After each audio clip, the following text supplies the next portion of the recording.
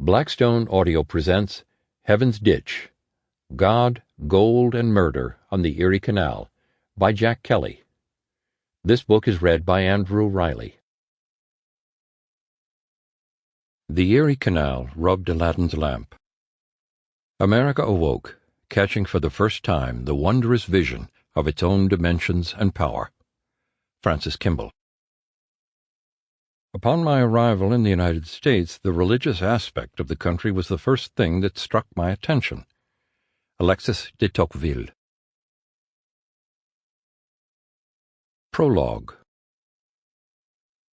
Jesse Hawley paced the office of a Seneca Falls miller.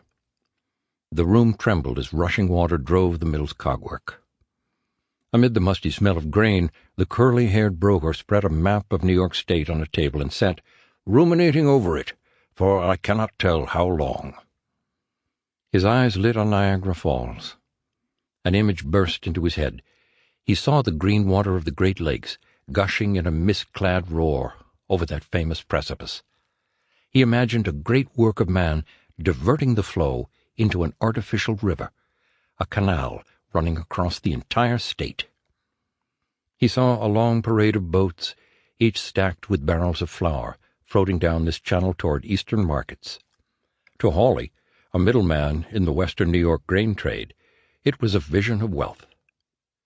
He had just been complaining to the mill owner about the state's miserable transportation system. Farming in the Genesee country was productive, yes, but no one could make a profit manhandling heavy barrels along mud-clogged roads or transporting them down the unreliable rapids-filled Mohawk River to reach the nation's population centers. A canal was the answer. 5 years earlier, at the dawn of a new century, Hawley had joined the trickle of hopeful, daring Yankees who were heading west from New England, traveling beyond the wall of the Appalachian Mountains. Like most of them, Hawley was young, only 27 then. Like many, he came in search of a fortune. Now, in 1805, he was facing bankruptcy. Water was indispensable for carrying heavy loads. Teams of horses straining to pull wooden wagons could not compete with boats gliding along streams or lakes. Every major city in the nation had access to a river, a coast, or both.